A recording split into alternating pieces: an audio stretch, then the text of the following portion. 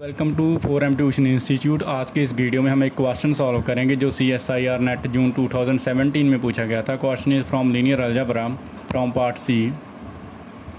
ये booklet code ए का question number 74 है। इस क्वेश्चन में उसने कहा है let for any A N by N matrix B let N B is equal to X belongs to R raised to power N B X is equal to 0 be the null space of V and A be 4 by 4 matrix with dimension of n a minus 2i is equal to 0, dimension of n of a minus 4i is equal to 1 and rank of a is equal to 3। Then इनमें से कौन C option सही होगी? 0 to 4 are eigen values of A होंगी, determinant of ए 0 होगा, A is not diagonalizable होगा और trace of A is equal to 8 होगी। ओके, तो हम इसे कैसे करना है हमें हम देखते हैं। यहाँ से देखिए ए का जो रैंक है वो 3 दिया गया है, तो वो 4 by 4 ऑर्डर का मैट्रिक्स है, उसका रैंक है जो वो 3 दिया गया है, तो यहाँ से उसका डिटर्मिनेंट तो 0 हो गई, मतलब ए की ईगन वैल्यू 0 होगी।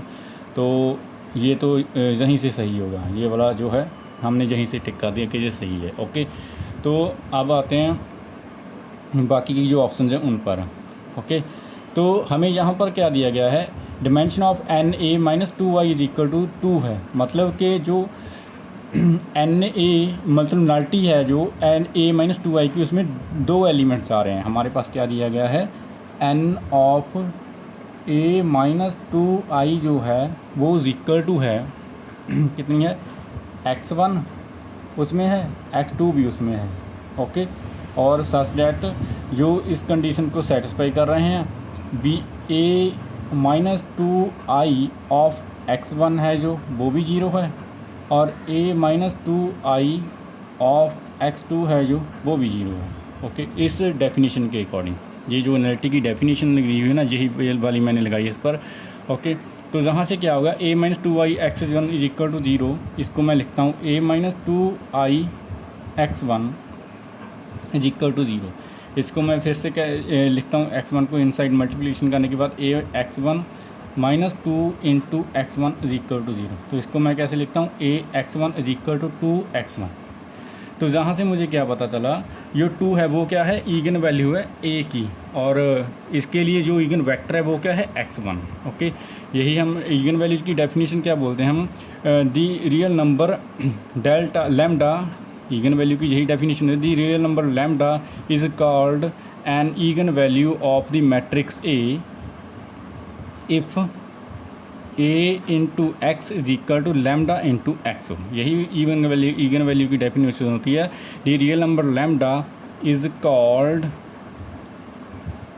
N eigen value of a if a x is equal to lambda of x हो, लैम्डा इंटू एक्स हो। ओके, तो यहाँ से 2 is again value of a होगी, और यहाँ पर जो x होता है इसको ईगन वेक्टर बोलते हैं for the again value lambda. Okay, तो x1 जो है ईगन वेक्टर हो गया for again value 2।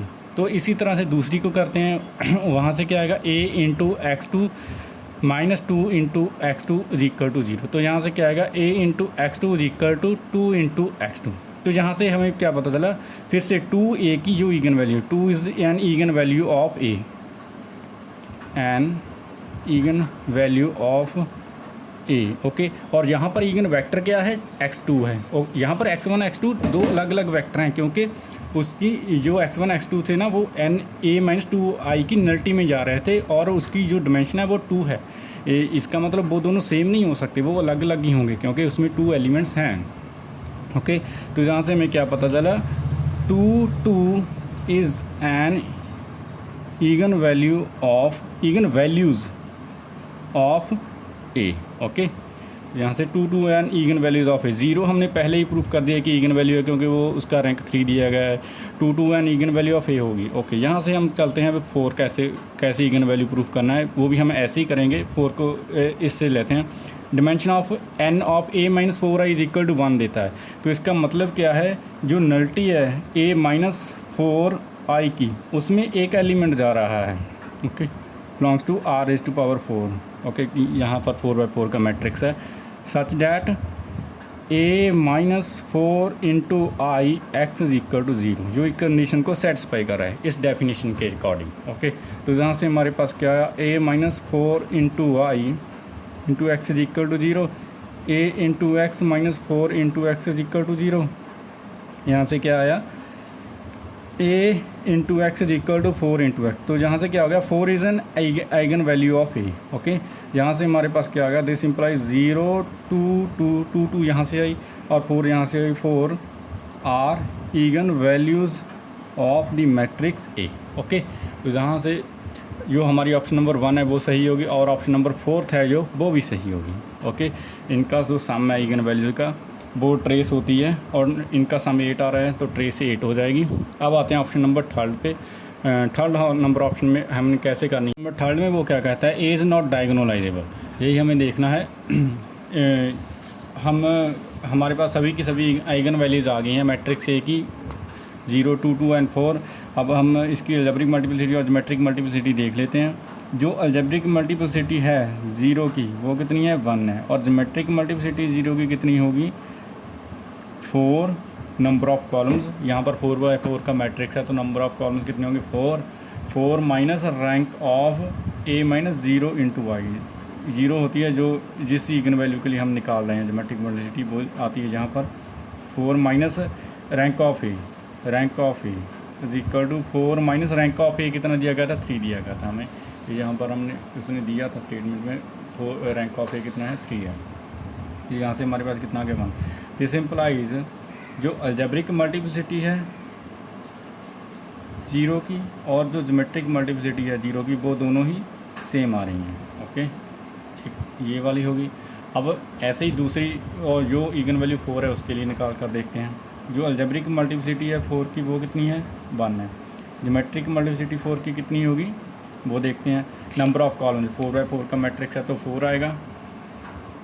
Okay, minus rank of A minus 4 into I. Okay, A minus 4 into I का रैंक हम कैसे निकालेंगे, मैं यहाँ पर थोड़ा काम करता हूँ ये निकालने के लिए। ओके, मेरे पास मैं रैंक और एंड नल्टी थ्योरम से इसका रैंक निकालूंगा। Rank of A minus 4 into Y plus nullity of A minus 4 into Y जो होती है वो इक्वल टू होती है, कितनी होती है, नंबर ऑफ कॉलम्स।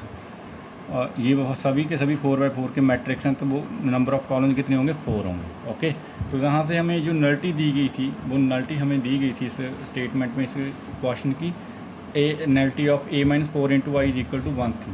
ओके, तो यहाँ से हमारे पास क्या आएगा, nullity of A minus 4 into Y is equal to 1 थी। यहाँ पर मैंने उसकी वैल्यू डाली इज इक्वल टू 4।